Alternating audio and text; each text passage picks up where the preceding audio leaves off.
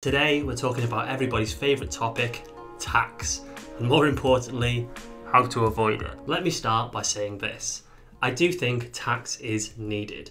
I mean, my brother's a police officer and my partner's a teacher, so I do understand there's a need for tax. But when it comes to investments and money I've already paid tax on, and money that in the future I'm going to be paying tax anyway buying products, I think I'd like to avoid it as much as possible. And I think we all need to take small wins where we can. So the Prime Minister, Boris Johnson, announced on Tuesday that a 1.25% increase is coming on national insurance and on dividend tax to help pay for health and social care. Now the government has said this dividend tax will help raise an additional 600 million per year, with their overall goal to raise 36 billion, which is going to include things like the national insurance raise. Now they're saying that these taxes have come from the unprecedented cost of the pandemic, which I guess in some ways is understandable. And I think the main reason for this, which a lot of people don't realise, is there's so much lending, we're actually crippling generations to come in the future. There's far too much borrowing with any kind of accountability of how it's going to be paid back in the future. And there's kind of this pattern of governments borrowing money and they're just kind of dumping it on future generations to deal with, which unfortunately I think is the way with a lot of things like climate change. It's just going to be left to future generations to deal with. But I mean, the money has to be paid back somehow. A spokesperson from AJ Bell has said that the dividend tax seems like a last minute bolt on just to spread the pain of the tax increase across society. Now I don't know how true that is, because really everybody's going to be hit by the national insurance increase, so it's going to affect everybody in some form or another. So the dividend tax is going to be increased by 125% from April 2022, which of course brings a big blow to investors and business owners. So a basic rate taxpayer will now pay 8.7% up from 7.5%. A higher rate payer will pay 33.75 up from 32.5, with the top rate being up to 39.35 up from 38.1. Now I'm sure most of us aren't in that bracket, but I thought I'd throw it in there anyway. Now it's important to note that this is after your £2,000 dividend allowance. So on the first £2,000 in dividends you earn, you won't pay any tax regardless of what bracket you're in. So how much will you pay?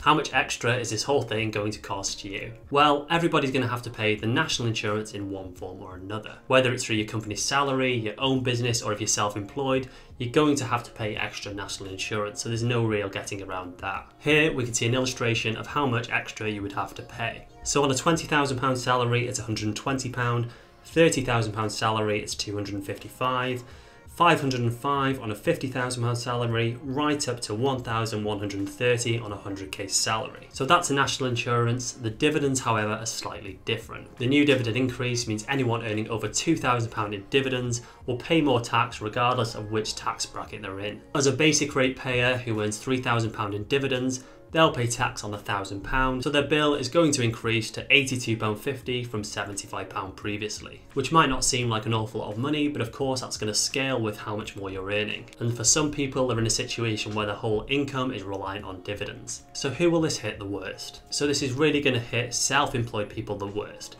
People who have decided to pay themselves in dividends as kind of a tax efficient way of paying themselves. Since I swapped from being self-employed to a company, I really did it because it was more tax efficient, and that gap has been closing and closing, and it's closing even more now. So for example, someone taking £40,000 as a salary and £25,000 in dividends would pay 39.5% on the £23,000, which is a 25 minus a £2,000 allowance. This would mean a bill of £9,050 opposed to £8,736 on the current system. Now it does depend how you look at it. I mean, in reality, that's only an extra £300 a year, but for someone who's quite reliant on this, yes, that's quite a high example. If it was much smaller, then it could be much tighter and be an awful lot of money. And this is coupled with the fact they're going to get that increase on dividends and that increase on national insurance. So for those, it's a double whammy. And this does come at not a very good time. I mean, for a lot of these people have had no work over lockdown.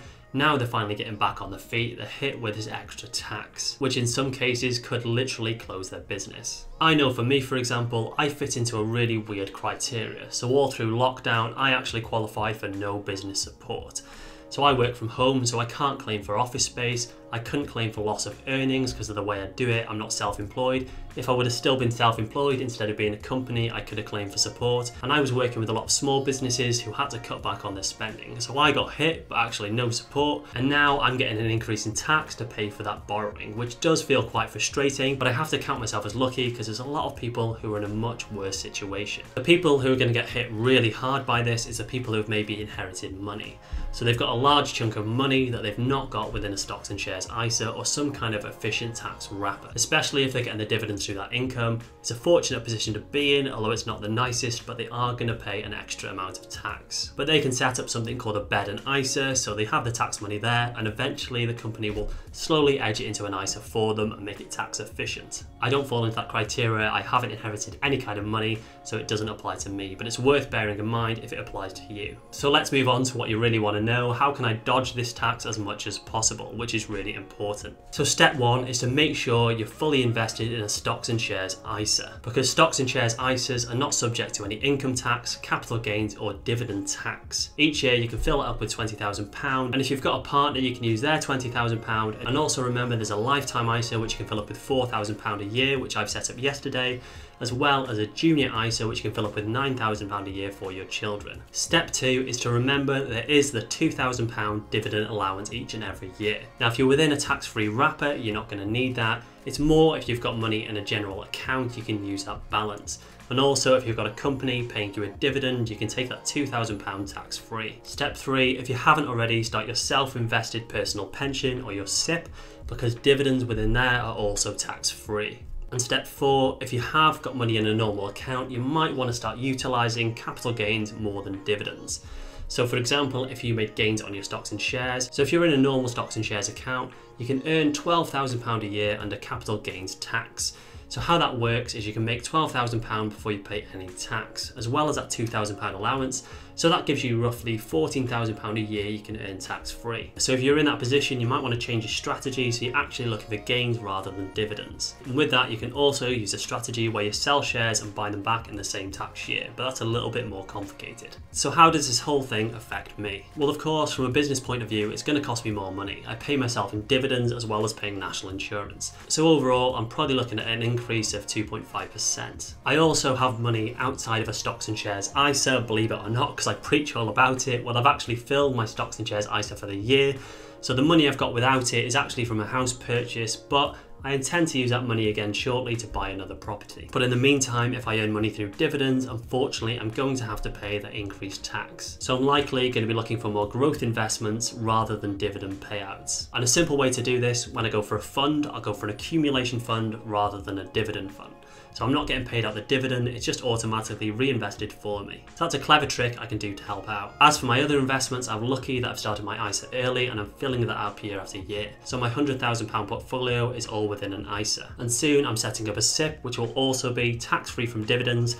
And with that, I'm going to do a challenge where I go from 0 to 100k to show you how to build up a portfolio from scratch. So if you're not already, subscribe, because I think that one's going to be really exciting. So really, this whole situation again just highlights how important it is to be in tax-free, safe wrappers for your money. The sooner you get started with an ISA and investing, the better.